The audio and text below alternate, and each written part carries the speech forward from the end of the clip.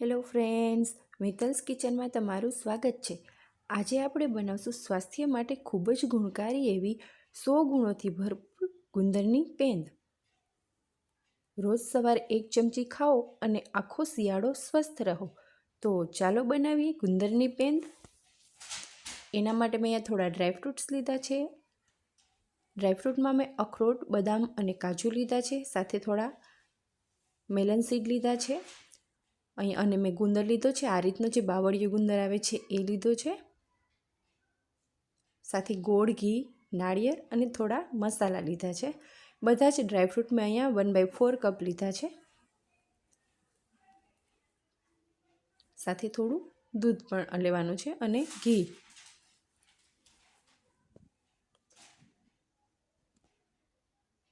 હવે એક mixer jar લઈ લઈએ। મિક્સર જારમાં 1/4 કપ બદામ, 1/4 કપ અખરોટ અને 1/4 કપ કાજુ લઈ લઈએ। સાથે જ અહીંયા 2 ટેબલસ્પૂન મેલન સીડ લીધા છે એ લઈ લઈએ અને મિક્સરમાં દરદરું થોડું પીસી લઈએ। આ રીતનો આપણે દરદરો પાવડર તૈયાર કરવાનો છે। એકદમ ફાઇન પાવડર નથી કરવાનો કે વધારે થોડો ચંક્સવાળો પણ નહીં। હવે આપણે નાળિયેરને આ રીતના થોડી મીડિયમ હોય એવી ખમણીમાં ખમણી લેવાનું છે। આ રીતની મીડિયમ ખમણી હોય એમાં ખમણવાનું છે। અહીંયા આપણે ફ્રેશ નાળિયેરનો આ રીતના વાટકો જે આવે છે એ જ લેવાનો છે।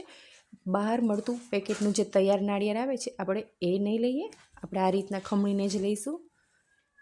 હવે અહીંયા નાળિયેર આપણું ખમણાઈ ગયું છે। હવે કડાઈમાં આપણે 2 ટેબલસ્પૂન ઘી લઈએ। મેં અહીંયા ગાયના ઘીનો ઉપયોગ કર્યો છે, તમે કોઈ પણ ઘી લઈ શકો। ઘી આપણું ગરમ થાય પછી આપણે એમાં ગુંદરને તળવાનો છે।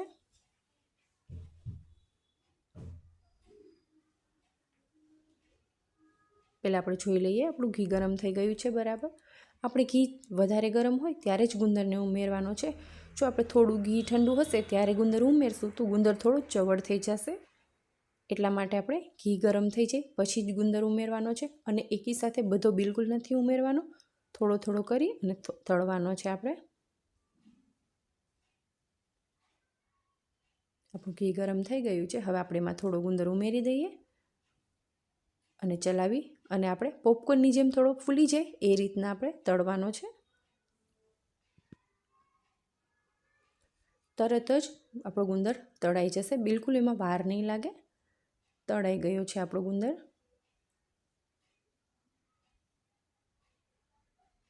એક પ્લેટમાં કાઢી લઈએ।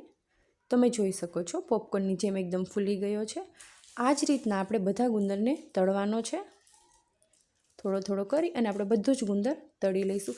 આપણે જે 2 ચમચી ઘી લીધું છે એમાં જ આપણો બધો ગુંદર તળાઈ જશે, આપણે વધારે ગુંદર ઘી લેવાની જરૂર નહીં પડે અને આપણે આ પેંદ ખૂબ જ ઓછા ઘીમાં બની જાય છે। આપણે 2 ચમચી ઘીમાં જ આપણી પેંદ તૈયાર થઈ જશે, એટલે જે લોકોને ઘી ઓછું ખાવું છે એ લોકો આ રીતના ગુંદરની પેંદ બનાવી અને ખાઈ શકે છે। આપણો બીજો ગુંદર પણ તળાઈ ગયો છે।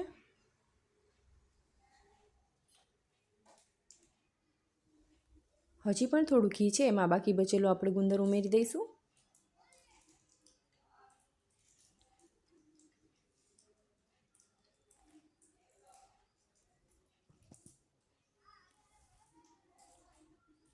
તમે જોઈ શકો છો આપણો બધો જ ગુંદર તળાઈ ગયો છે અને આપણે પરફેક્ટ 2 ચમચી ઘીમાં જ આપણો બધો ગુંદર તળાઈ ગયો છે। કઢાઈ એકદમ ખાલી થઈ ગઈ છે, કઢાઈમાં બિલકુલ ઘી નથી અને આપણો બધો જ ગુંદર તળાઈ ગયો। હવે આપણે ફરીથી એ જ કઢાઈનો ઉપયોગ કરવાનો છે। એ જ કઢાઈમાં આપણે અત્યારે ગેસની ફ્લેમ ઓફ છે, ગેસ બંધ હોય ત્યારે આપણે એમાં એ જ કઢાઈમાં આપણે ગુંદર ઉમેરી દઈશું અને આ રીતના પાઉંભાજી મેસરની મદદથી ગુંદરને થોડો ક્રશ કરી દઈશું।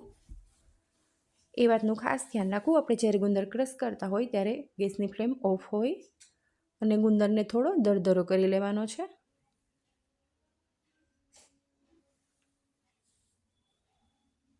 આ રીતના તમે જોઈ શકો છો થોડો ગુંદર અધકચરો ક્રશ થઈ ગયો છે। આપણે આ જ રીતના તૈયાર કરવાનો છે।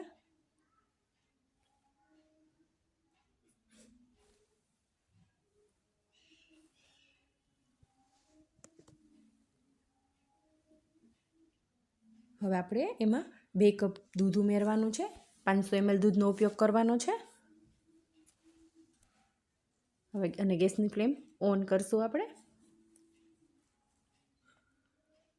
આપણે અહીંયા 80 ગ્રામ ગુંદર લીધો છે. 80 ગ્રામ ગુંદર સાથે આપણે 500 ml દૂધનો ઉપયોગ કરવાનો છે. જેવું જ દૂધ ગરમ થશે અને ગુંદર સાથે મિક્સ થશે એટલે તરત જ આપણું દૂધ ફાટી જશે. અને એ નોર્મલ છે, જ્યારે ગુંદરમાં દૂધ ઉમેરવામાં આવે ત્યારે ફાટી જ જાય. હવે આપણે દૂધને થોડીવાર સતત આમ ચલાવતું રહેવાનું છે.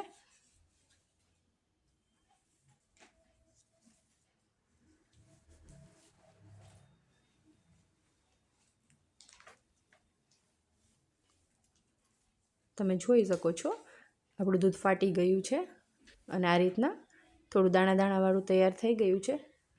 હવે આપણે ગુંદરને થોડીવાર 5 થી 7 મિનિટ દૂધને ચલાવવાનું છે. એમાં ગુંદર બધો ઓગળી જશે અને આપણું દૂધ એકદમ ઘટ્ટ તૈયાર થઈ જશે.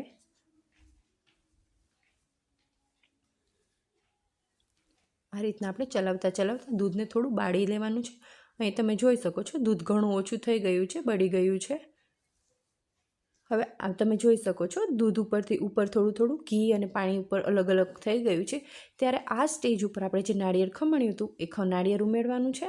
મેં અહીંયા 1.5 વાટકો લીધો છે નાળિયેરનો. આપણે એ નાળિયેર ઉમેરી દઈશું અને મિક્સ કરી લઈશું. નાળિયેરનો ટેસ્ટ ગુંદરની પેનમાં ખૂબ જ સરસ આવે છે.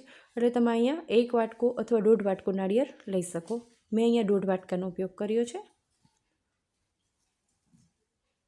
આપણે 5 મિનિટ જેવું નાળિયેર સાથે દૂધને મિક્સ થવા દઈશું. પછી આપણે ડ્રાયફ્રૂટનો જે પાવડર તૈયાર કર્યો હતો એ પાવડર ઉમેરવાનો છે. પાવડર ઉમેરી અને સારી રીતે મિક્સ કરી લેવાનું છે. મિશ્રણ આપણું તરત જ એકદમ ઘટ્ટ તૈયાર થઈ જશે. આ રીતનું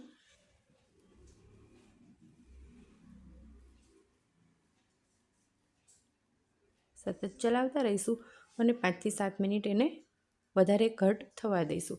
5 મિનિટ મેં અહીંયા વધારે ઘટ્ટ થવા દીધું છે. આ રીતનું એકદમ ઘટ્ટ તૈયાર થઈ ગયું છે, તમે જોઈ શકો છો. હવે આપણે એમાં 1 ટેબલ સ્પૂન ખસખસ ઉમેરી દઈએ.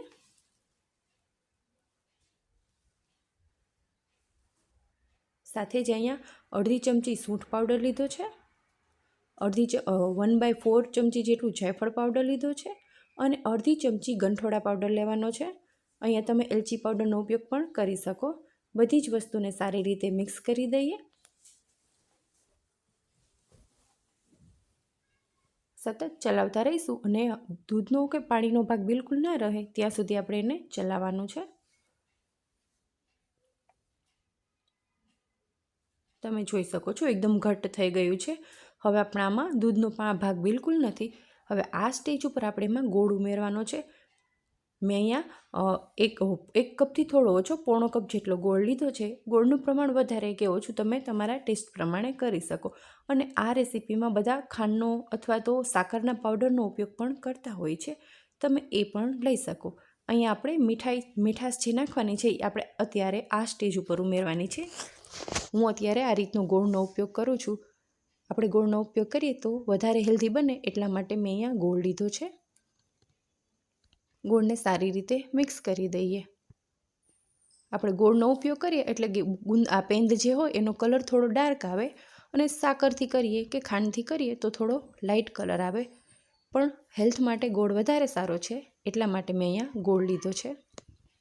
હવે થોડી વારમાં ગોળનું પાણી થશે. હવે ફરીથી આપણે એ પાણી બળી જાય ત્યાં સુધી એને 5 થી 7 મિનિટ કૂક કરવાનું છે. અને આ રીતનું થીક થાય ત્યાં સુધી હજી આપણે એને ફરીથી 2 થી 3 મિનિટ જેવું આપણે થીક કરવાનું છે. ત્યાં સુધી આપણે એને ગેસ પર રહેવા દઈશું. આ પેંદને તમે 12 થી 12 દિવસ જેવું ફ્રીજમાં રાખી શકો અને જ્યારે તમારે ખાવી હોય ત્યારે તમારે હલકી ગરમ કરી અને ગરમ દૂધ સાથે 1 ચમચી રોજ સવારે ખાવી સ્વાસ્થ્ય માટે ખૂબ જ ગુણકારી છે. અને શિયાળામાં ગુંદર તો ચોક્કસ ખાવો જ જોઈએ. હાડકાં મજબૂત થાય અને સાંધાના દુખાવામાં રાહત મળે. તમે જોઈ શકો છો આ રીતનું આપણું એકદમ ઘટ્ટ એવું મિશ્રણ તૈયાર થઈ ગયું છે. હવે આપણે ગેસની ફ્લેમ ઓફ કરી દઈશું. આપણી પેંદ તૈયાર છે. હજી ઠંડી થશે તો થોડી વધારે થીક થઈ જશે એટલે ગેસ આપણે ઓફ કરી દઈએ. તો તૈયાર છે આપણી ગુંદરની પેંદ.